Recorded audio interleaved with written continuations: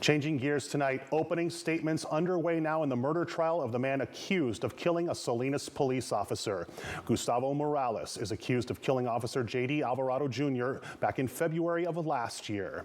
KION's anchor Veronica Macias was in the courtroom. She joins us now live at the courthouse. Veronica, jurors were shown the body cam video today of that attack and killing. What else happened in court? Break it down for us. Also, we're told by the prosecution that there is overwhelming evidence in this case. Well, we'll get to in just a moment. But today they started the day with body cam footage that was shown to the jurors that made it very difficult. The prosecution saying that fallen officer Jorge David Alvarado Jr.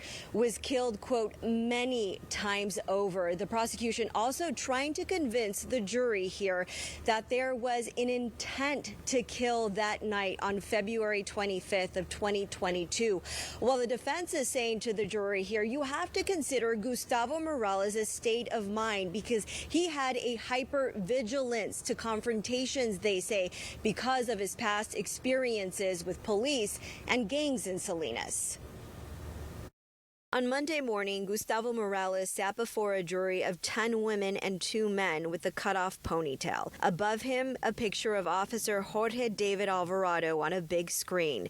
Morales hanging his head as body cam footage played. Meanwhile, Alvarado's fiancée chose not to watch and his mother wasn't present. On the night of February 25th, 2022, prosecutors say Officer Alvarado was expecting to carry out an innocuous traffic stop on a Honda with a broken light and a loud muffler at around 10:30. The prosecution says the defendant had a suspended license, was on probation for a DUI, and they argue Morales had already developed a passion for guns. He knew he would be jailed that night and acted with intent and a plan to kill in the approximately 2 minutes he had as he was being pulled over. Prosecutors then explained how if it weren't for Officer Alvarado, who managed to fire back despite being shot 12 times, they wouldn't have what they call overwhelming evidence in their case. One landing bullet hit the suspect in the hand, and hospitals were alerted to gunshot patients. A little more than an hour after the attack, Morales showed up at Salinas Valley Health for his injured hand, and authorities were notified. Prosecutors say a warrant led to the search of Morales' address on file, where a matching Honda described by witnesses was found, and a 9mm semi-automatic gun hidden in a drawer.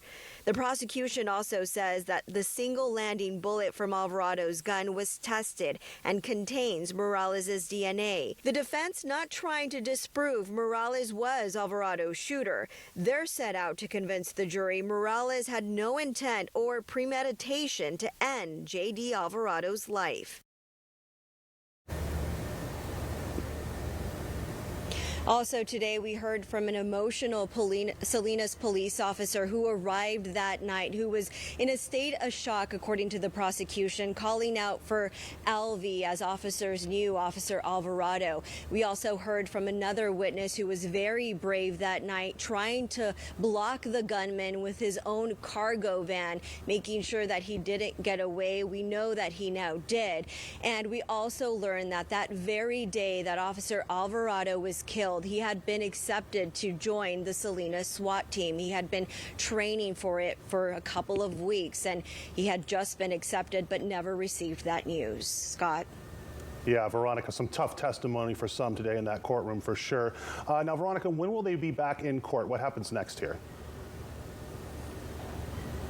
Well, the trial is going to resume on Wednesday, we're learning. And we also learned just today that there is a long list of witnesses that include the parents of defendant Gustavo Morales. We learned that they are going to be subpoenaed and they're going to have to testify in this trial against their son. There's a long list of witnesses, and today we learned from the prosecution that they have overwhelming evidence, including that Gustavo Morales may have been attempting to flee the country that night. And of course, we're going to be learning more in the next coming weeks. Okay, Veronica Macias, there are a lot to unpack, and we know you'll stay on top of it for us. Thank you for that report. We appreciate it.